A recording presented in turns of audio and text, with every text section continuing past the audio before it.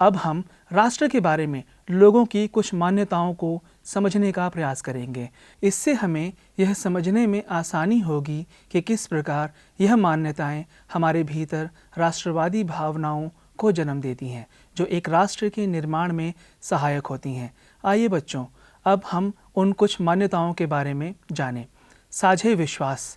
राष्ट्र का निर्माण हमारे विश्वासों से होता है।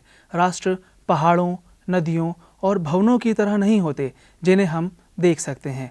वे ऐसी चीज़ें भी नहीं हैं जिनका लोगों के विश्वासों से स्वतंत्र अस्तित्व हो। किसी समाज के लोगों को राष्ट्र की संज्ञा देने का अर्थ उनकी शारीरिक विशेषताओं या व्यवहारों पर टिप्पणी करना नहीं है। यह किसी समूह के भविष्य के लिए सामूहिक पहचान और दृष्टि का उल्लेख करता है, जिसमें एक स्वतंत्र राजनीतिक अस्तित्व को पाने की आकांक्षा भी शामिल होती है। उदाहरण के तौर पर राष्ट्र की तुलना एक टीम से की जा सकती है। जब हम टीम की बात करते हैं तो हमारा मतलब ऐसे लोगों के समूह से है जो एक साथ काम करते या खेलते हों, और इससे भी ज़रूरी है कि वे स्वयं को एकीकृत समूह मानते हों। अगर वे अपने बारे में इस तरह नहीं सोचते तो एक टीम की उनकी हैसियत जाती रहेगी और वे खेल खेलने वाले या काम करने वाले महज अलग अलग व्यक्ति रह जाएंगे। एक राष्ट्र का अस्तित्व तभी कायम रह सकता है जब उसके सदस्यों को यह विश्वास हो कि वह एक दूसरे के साथ हैं। इतिहास। आइए अब हम इतिहास के बारे में जानें।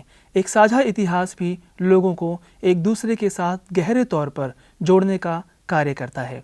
जो लोग अपने को राष्ट्र मानते हैं उनके भीतर अपने बारे में एक स्थायी ऐतिहासिक पहचान का बोध होता है। इस प्रकार राष्ट्र अपने भीतर अपने अतीत के साथ साथ अपने आने वाले भविष्य को भी समेटे हुए होता है। वे देश की स्थायी पहचान का खाका प्रस्तुत करने के लिए साझी स्मृतियों और ऐतिहासिक अभिलेखों की रचना के जरिए अपने लिए एक इतिहास बोध निर्मित करते हैं। इसी प्रकार भारत के राष्ट्रवादियों ने भी यह दावा करने के लिए कि एक सभ्यता के तौर पर भारत का लंबा और अटूट इतिहास रहा है और यही सभ्यता मूलक निरंतरता और एकता भारतीय राष्ट्र की बुनियाद है। देश की प्राचीन सभ्यता और सांस्कृतिक विरासत तथा अन्य उपलब्धियों को साक्ष्य के रूप में प्रस्तुत किया। उदाहरण स्वरूप नेहरू जी ने अपनी किताब डिस्कवरी ऑफ इंडिया में लिखा है, हालांकि बाहरी रूप में लोगों में विविधता और अनगिनत विभिन्नताएं थी, लेकिन हर जगह एकात्मकता की वह ज़बरदस्त छाप थी जिसने हमें युगों तक साथ जोड़े रखा, चाहे हमें जो भी राजनीतिक भविष्य या दुर्भाग्य झेलना पड़ा हो। आइए अब हम इसके भूक्षेत्र के बारे में जानें। बहुत सारे राष्ट्रों की पहचान एक खास भौगोलिक क्षेत्र से जुड़ी हुई है। किसी खास भूक्षेत्र पर लंबे समय तक साथ साथ रहना और इससे जुड़ी साझी अतीत की यादें लोगों को एक सामूहिक पहचान का बोध देती हैं।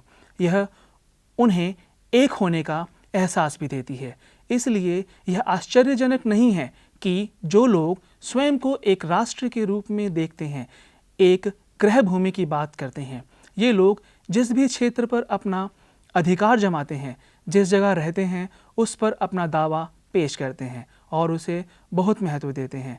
राष्ट्र अपनी अपनी भूमिकाओं का विभिन्न तरीकों से बखान करते हैं।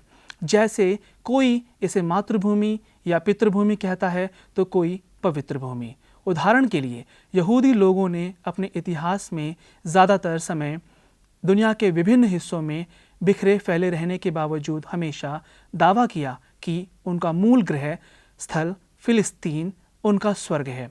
भारतीय राष्ट्र की पहचान भारतीय उपमहाद्वीप की नदियों, पर्वतों और क्षेत्रों से होता है, क्योंकि एक ही भूक्षेत्र पर एक से अधिक समूह का दावा हो सकता है। इसलिए लिहाजा गृह भूमि की आकांक्षा दुनिया भर में संघर्ष का एक बड़ा कारण रही है। आइए अब हम इसके साझे राजनीतिक आदर्श के बारे में जानें।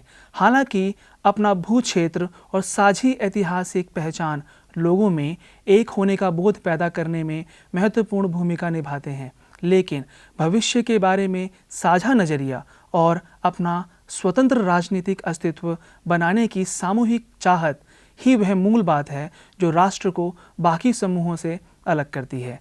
राष्ट्र के सदस्यों की इस बारे में एक साझा दृष्टि होती है कि वे किस तरह का राज्य बनना चाहते हैं।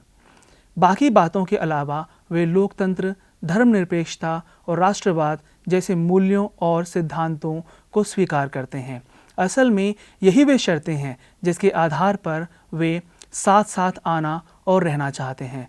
दूसरे शब्दों में यह विचार राष्ट्र के रूप में उनकी राजनीतिक पहचान को बताते हैं।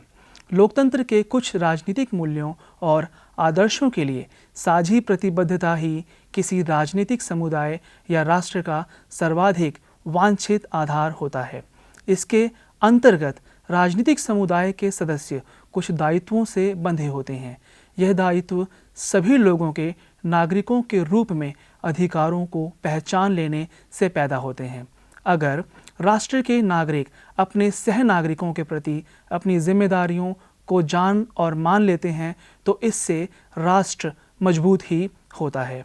हम यहाँ तक कह सकते हैं कि आपसी जिम्मेदारियों के इस परिप्रेक्ष्य को मान लेना राष्ट्र के प्रति वफादारी की सबसे बड़ी परीक्षा है। बच्चों, आइए अब हम राष्ट्रवाद से जुड़ी साझी राजनीतिक पहचान के बारे में जानते हैं। बहुत से लोगों का मानना है कि हम जैसा राज्य या समाज बनाना चाहते हैं उसके बारे में साझी राजनीतिक दृष्टि व्यक्तियों को एक राष्ट्र के रूप में बांधने के लिए पर्याप्त नहीं होती है। इसके स्थान पर वह एक समान भाषा या जाति, वंश, परंपरा जैसी साझी सांस्कृतिक पहचान चाहते हैं। इसमें कोई संदेह नहीं है कि एक ही भाषा बोलना आपसी संवाद को काफ़ी आसान बना देता है। समान धर्म होने पर बहुत सारे विश्वास और सामाजिक रीति रिवाज साझे हो जाते हैं। एक जैसे त्यौहार मनाना, एक जैसे मौक़ों पर छुट्टियां चाहना और एक जैसे प्रतीकों को धारण करना लोगों को करीब ला सकता है, लेकिन साथ ही उन मूल्यों के लिए खतरा भी उत्पन्न कर सकता है जिन्हें हम लोकतंत्र में महत्वपूर्ण मानते हैं। इसके दो कारण हैं। एक तो यह कि दुनिया के सभी बड़े धर्म अंदरूनी तौर से विविधता से भरे हुए हैं और वह अपने समुदाय के अंदर चलने वाले संवाद के कारण बने और बढ़े हैं। परिणाम स्वरूप धर्म के अंदर बहुत से पंथ बन जाते हैं और धार्मिक ग्रंथों और नियमों की उनकी व्याख्याएं काफ़ी अलग होती हैं। अगर हम इन विभिन्नताओं की अवहेलना करें और इन समान धर्म के आधार पर एक पहचान स्थापित कर दें तो आशंका है कि हम बहुत ही वर्चस्ववादी और दमनकारी समाज का निर्माण कर दें। दूसरा कारण यह है कि अधिकतर समाज सांस्कृतिक रूप से विविधता से भरे हैं। एक ही भूक्षेत्र में विभिन्न धर्म और भाषाओं के लोग साथ साथ रहते हैं। किसी राज्य की सदस्यता की शर्त के रूप में किसी खास धार्मिक या भाषाई पहचान को आरोपित कर देने से कुछ समूह निश्चित रूप से शामिल होने से रह जाएंगे। इससे शामिल नहीं किए गए समूह की धार्मिक स्वतंत्रता बाधित होगी या राष्ट्रीय भाषा नहीं बोलने वाले समूहों की हानि होगी। दोनों स्थितियों में समान बर्ताव और सबके लिए स्वतंत्रता के उस आदर्श में भारी कटौती होगी जिससे हम लोकतंत्र में अमूल्य मानते हैं।